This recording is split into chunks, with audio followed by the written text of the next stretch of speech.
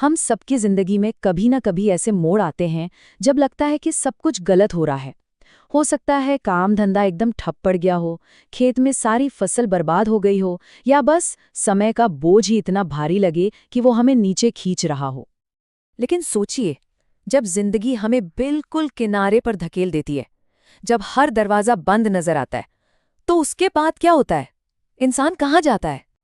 भारत के कोने कोने में कुछ ऐसे अनोखे देवता हैं जिनकी कहानियां जीवन की सबसे मुश्किल चुनौतियों में उम्मीद और सुरक्षा देती हैं।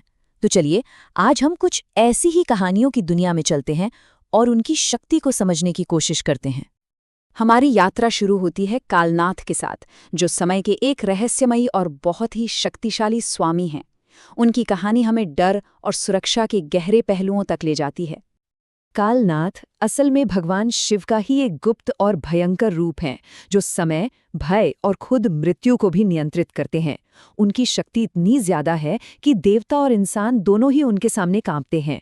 फिर भी जो उनकी शरण में जाते हैं, उनके लिए वो सबसे बड़े रक्षक बन जाते हैं। एक बहुत पुरानी कथा है, एक साहसी साधक की, जिसने अपनी तपस्या के बल पर मौत के नियमों को ही चुनौती देने की हिम्मत की। एक रात श्मशान की भयानक शांति में उसने एक रहस्यमयी अनुष्ठान शुरू किया, और तभी उसका सामना हुआ खुद समय के स्वामी से। डर से कांपते हुए उस साधक को कालनाथ के शब्द सुनाई दिए, समय किसी का नहीं है, लेकिन मैं इसका स्वामी हूँ, और जो मेरी शरण लेता है उसके लिए समय भी एक रक्षक बन जाता है। ये एक बहुत बड़ी बात है कि सबसे बड़े डर का सामना करके ही सबसे बड़ी सुरक्षा मिल सकती है। तो कालनाथ की शक्ति का असल मतलब क्या है? वो हमें उस डर से जीतने में मदद करते हैं जो हमें आगे बढ़ने से रोकता है। वो हमें समय पर काबू पाने और घने अंधेरे में भी उम्मीद की एक किरण खोजने की ताकत देते हैं।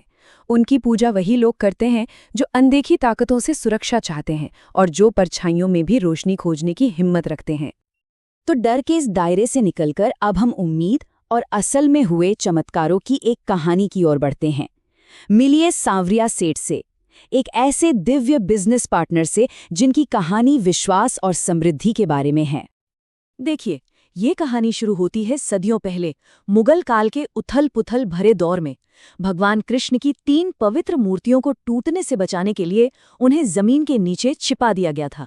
200 साल बीत गए, वो मूर्तियां वहीं दबी रही, भूली बिसरी।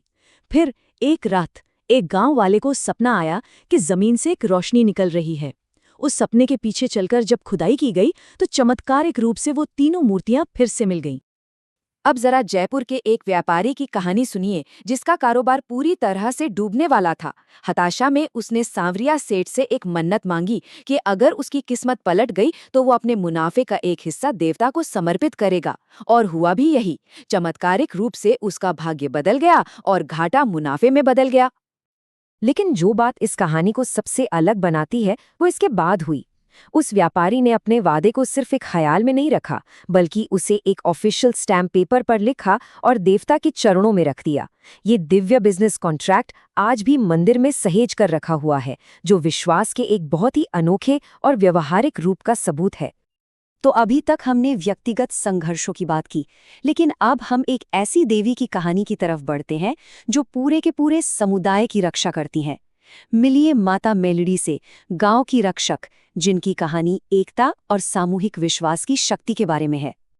जरा सोचिए, उनकी सुरक्षा के बिना एक गांव बाढ़, बीमारी और फसल की बर्बादी से जूझ सकता है, लेकिन उनके आशीर्वाद से वही गांव सुरक्षा, स्वास्थ्य और समृद्धि का घर बन जाता है।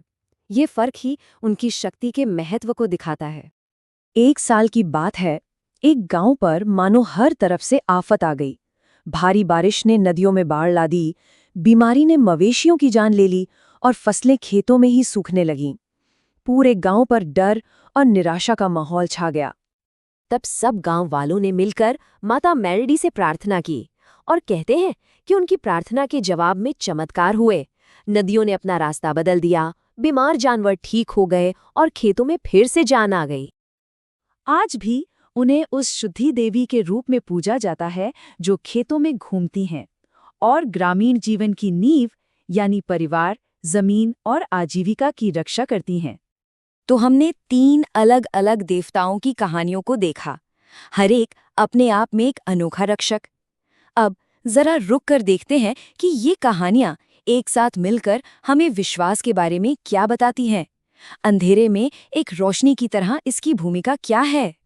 मतलब हर तरह की चुनौती के लिए एक दिव्य रक्षक सामने आता है। कालनाथ डर और अंधेरे से लड़ने के लिए नियंत्रण और साहस देते हैं। सावरिया सेठ आर्थिक बर्बादी से बचाने के लिए साझेदारी और समृद्धि देते हैं। और माता मेलड़ी प्राकृतिक आपदाओं से सुरक्षा और संपन्नता देती हैं। मन के गहरे डर से लेकर सबसे बड़े आर्थिक संकट तक ये कहानियां एक बहुत ही बुनियादी मानवीय सच्चाई को सामने लाती हैं कि अपनी मुश्किलों में हम असल में कभी अकेले नहीं होते। विश्वास, चाहे किसी भी रूप में हो, सहारे का एक बहुत शक्तिशाली एहसास देता है। तो आखिर में ये सब हमें एक सवाल पर लाकर छोड़ देता है। अगर विश्वास वाकई एक रोशनी है, तो हम अपनी जिंदगी के सबसे अंधेरे पलों में उस रोशनी को कहाँ और कैसे ढूंढते हैं?